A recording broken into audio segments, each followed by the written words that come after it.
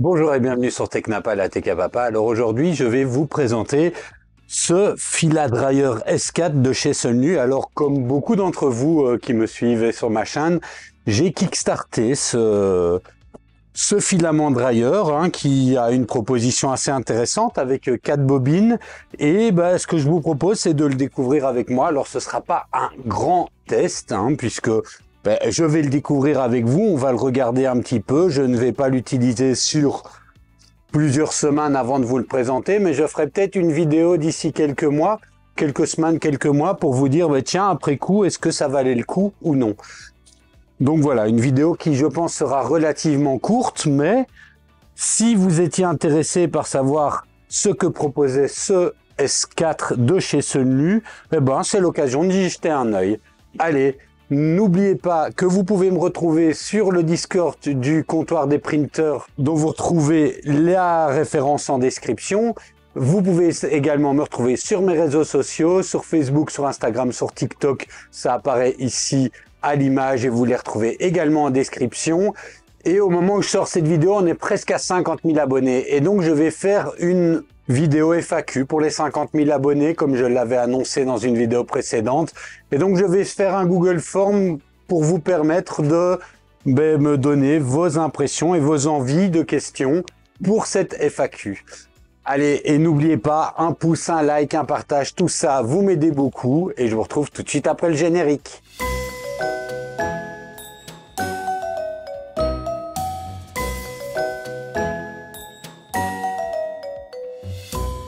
Bon alors, ouvrons d'abord la boîte de ce fameux filament. Alors,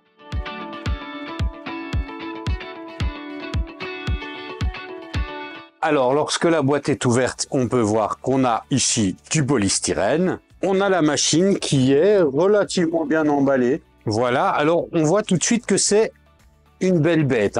Elle a quand même une sacrée taille. Donc, ça va pas prendre une place discrète dans l'atelier. C'est une machine qui est jolie. Alors, regardez le petit détail ici en dessous. Les petits pieds en alu. Moi, je trouve ça plutôt sympa avec un petit côté antidérapant. Alors, si on regarde, on a la marque, on a l'écran. On verra tout de suite après ce qu'il donne. On a différentes petites sorties pour pouvoir venir tirer des tubes PTFE pour pouvoir relier nos machines pour que directement le filament puisse partir du filament driver vers une de nos machines. À l'arrière, on a... Alors, le plastique fait quand même assez cheap, je trouve. C'est malheureux, c'est dommage, mais voilà. Si vous entendez, le plastique fait cheap, mais bon, on va voir au fonctionnement de l'appareil ce qu'il vaut. À l'arrière, la prise pour le courant, le bouton on-off. Bon, le bouton on-off à l'arrière. En général, j'aime pas les boutons on-off à l'arrière, mais bon, ça doit être un de mes nombreux troubles obsessionnels compulsifs. Sur le dessus, encore des trous pour laisser passer les tubes PTFE. Et pour l'ouvrir, on a un petit bouton à déclipser comme ça. Et on peut ouvrir un côté ou l'autre, indifféremment l'un de l'autre. Alors, à l'intérieur, on a une petite pochette avec quelques accessoires, des tubes PTFE, le guide d'utilisation qui vient nous expliquer en anglais et en allemand, au cas où vous parlez allemand, comment l'utiliser. Alors c'est pas bien compliqué, on est à peu près sur le même écran qu'on avait sur le S2, avec la même logique de fonctionnement. Si vous connaissez le S2, si vous connaissez pas le S2, on va regarder tout de suite après ce que ça donne. On a dans cette pochette des petits tubes PTFE avec de quoi boucher les tubes pour l'humidité, et ça c'est vraiment bien. Et puis la prise de courant. Alors à l'intérieur, c'est comment? À l'intérieur, c'est pareil des deux côtés, donc je vous montre que d'un côté. À l'intérieur, on a ici des roulettes pour faire rouler le filament, la bobine de filament. On a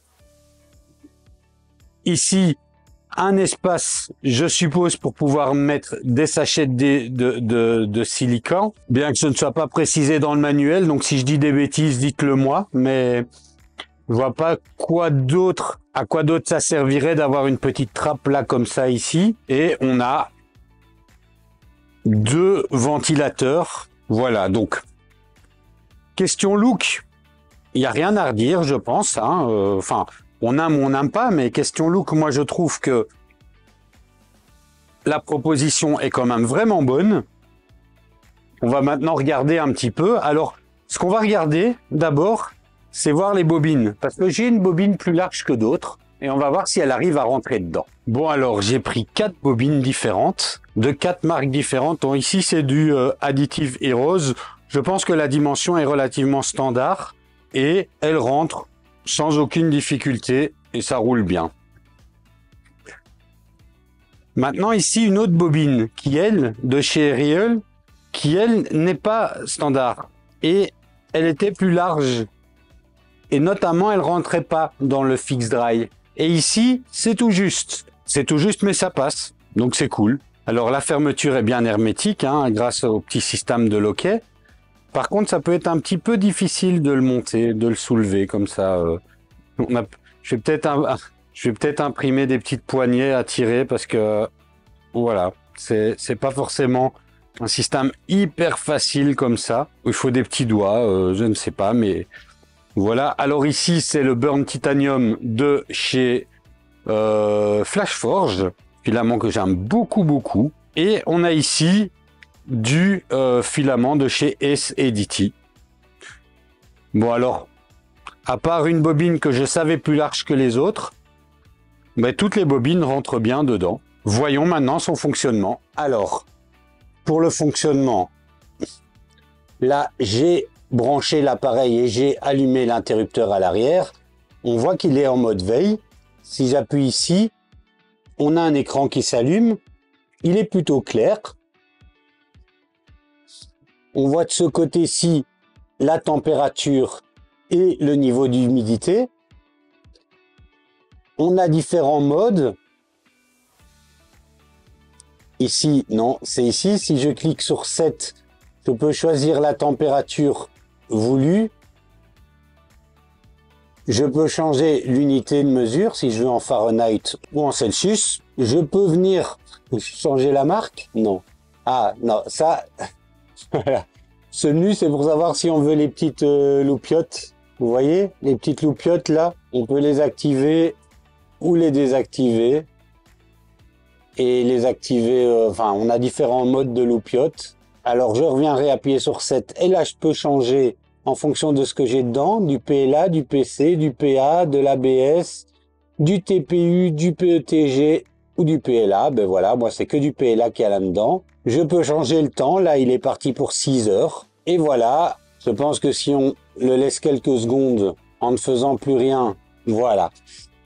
Donc maintenant, comme ça, il est parti. Alors, on va voir la température. Là, elle est montée à 28, le temps que je vous parle, hein, de 21 à 28. Et là, l'humidité à l'intérieur est à 55. Alors, voilà, on regarde un petit peu le temps. Là, la température est à 29, 30. L'humidité diminue.